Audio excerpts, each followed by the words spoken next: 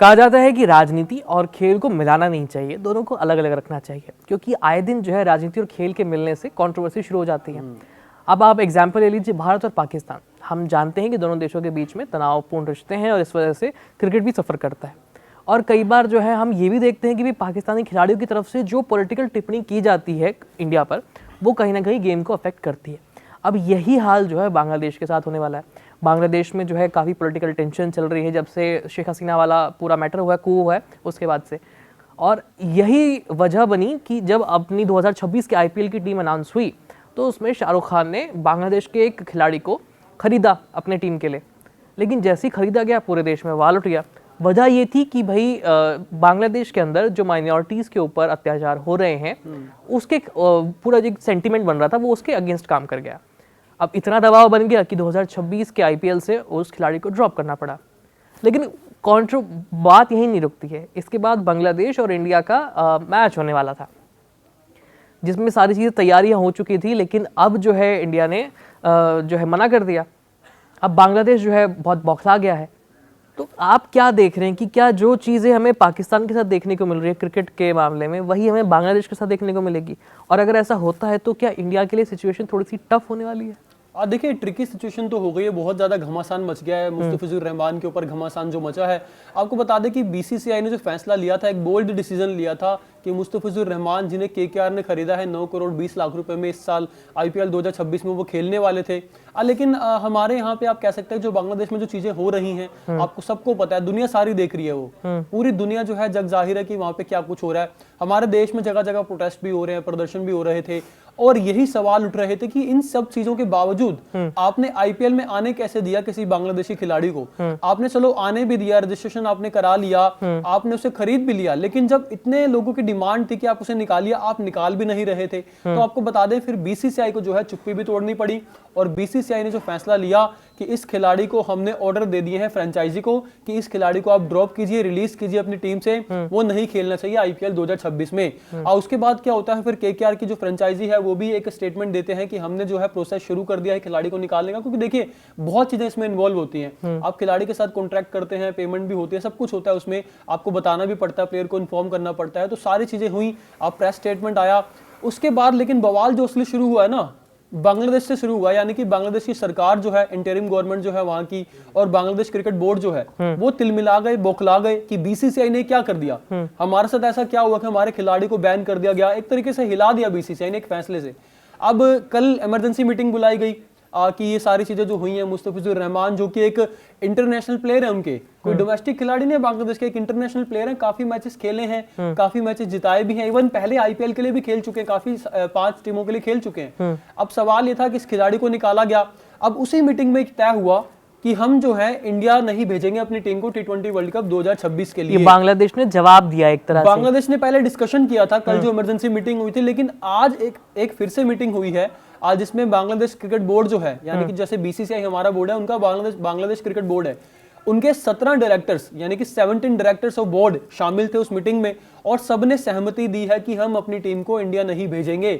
ये डिटेल जो शेयर करी है जो आसिफ नजरुल हैं, जो बांग्लादेश इंटरिम गवर्नमेंट के खेल मंत्री हैं, सलाहकार हैं यूथ एंड स्पोर्ट्स मिनिस्ट्री के, उन्होंने जो एक पोस्ट जारी किया सोशल मीडिया पर, उसमें लिखा हुआ है कि बांग्लादेश की टीम जो है T20 वर्ल्ड कप 2026 के लिए इंडिया नहीं जाएगी। ये उन्होंने स्टेटमेंट दिया है। हालांकि इस पर आईसीसी और बीसीसीआई का अब तक कोई स्टेटमेंट सामने नहीं आया है कि क्योंकि ये आईसीसी का इवेंट है तो आईसीसी भी इसमें इन्वॉल्व है, और बीसीसीआई तो है ही क्योंकि हम मेजबानी कर रहे हैं T20 वर्ल्ड कप की।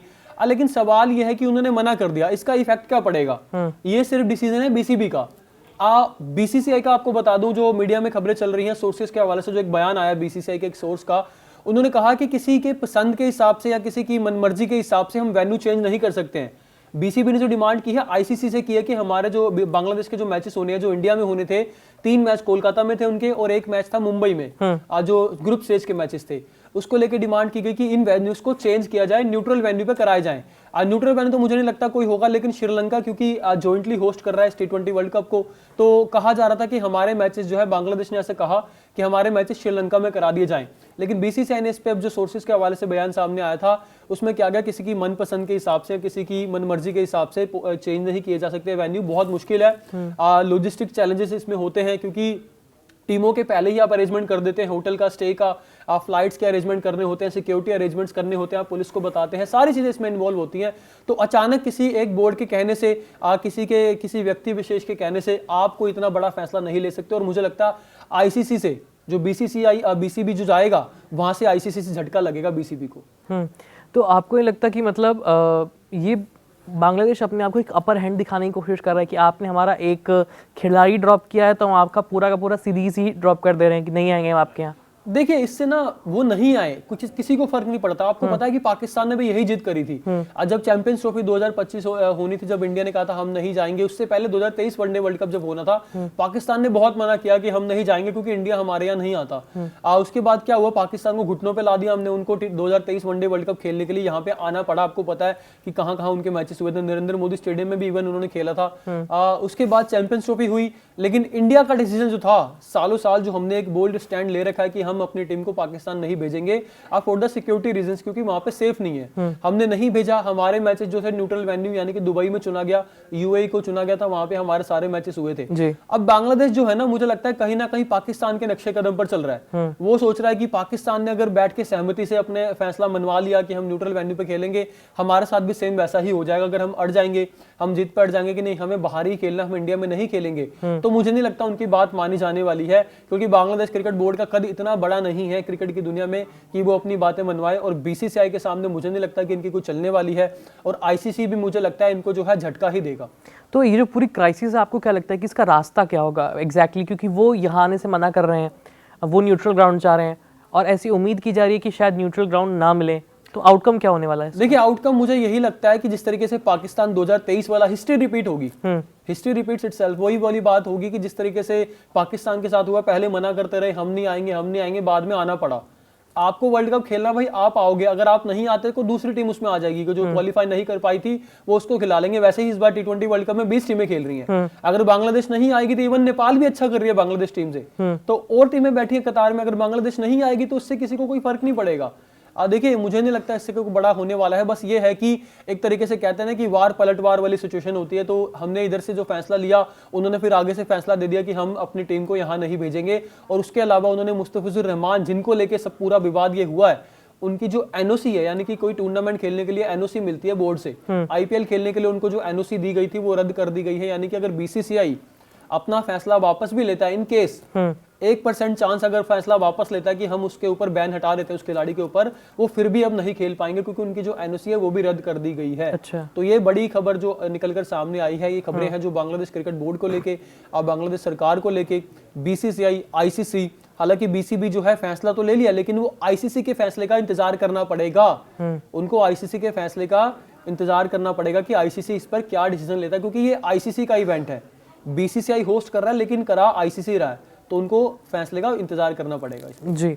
तो कुल खबर का जमा ये है कि बांग्लादेश ने अपील की है आईसीसी के सामने। अब देखिए कि बांग्लादेश की अपील मानी जाती है या उसको रिजेक्ट कर दिया जाता है। वैसे आपको क्या लगता है कि इस तरह से पॉलिटिक्स और खेल को मिलाना चाहिए? देखिए, अलग अलग होनी चाहिए चीजें, पर ये ना अब पुरानी बातें हो गई क्रिकेट और उसको अलग रखने वाली, क्योंकि आप क्रिकेट पॉलिटिक्स के साथ ही रहता है। आप देखिए, अभी हाल ही में जब चैंपियंस ट्रॉफी, एशिया कप भी होना था, एशिया कप को लेकर बहुत ज्यादा एक हाइप बना था कि आप मत खेलिए पाकिस्तान के खिलाफ। और आपको पता है एक लीग होती है, वर्ल्ड लेजेंड्स लीग जो होती है, जो इंग्लैंड में होती है, वहां पर हमारी इंडियन टीम जो थी, इंडियन लेजेंड्स की टीम जो थी, जिसमें युवराज सिंह, हरभजन सिंह, सुरेश रैना, शिखर धवन, सारे खिलाड़ी शामिल थे, वहां पे पाकिस्तान की टीम भी थी। वहां पे हमारे खिलाड़ियों ने स्टैंड लिया था कि हम पाकिस्तान के खिलाफ मैच नहीं खेलेंगे। जब सारी चीजें आपको पता हुई थी, पाकिस्तान इंडिया के बीच जो रिलेशन जिस तरीके से बन गए थे, वहां पे हमारे खिलाड़ियों ने एक स्टैंड लिया कि हम पाकिस्तान के खिलाफ नहीं खेलेंगे, तो वो नहीं खेले थे। तो मुझे लगता है क्रिकेट अलग हो सकता है, लेकिन ये सामने वाले को भी सोचना पड़ेगा कि पहले आप अलग रखिए, आप क्रिकेट और पॉलिटिक्स को अलग रखिए। अगर आप बीच में मिलाएंगे तो मुझे नहीं लगता चीजें सही हो पाएंगी। फिर आपको जैसा है, जैसे को तैसा वाली सिचुएशन होगी, और वही यही अब हो रहा है यहाँ पे। वैसे बांग्लादेश और इंडिया का जो मैच होने वाला है और जिस पे पूरी कंट्रोवर्सी चल रही है, दो देशों के बीच में जो तनाव अलग से बढ़ रहा है, तो इस पूरे सिचुएशन को आप कैसे देखते हैं? कमेंट सेक्शन में अपनी राय करके भेज दीजिए। वीडियो आपका कैसा लगा अपनी राय बताइएगा और कड़क को सब्सक्राइब करना मत भूलिएगा। मेरा नाम है आयुष, मेरे साथ है दिनेश। धन्यवाद।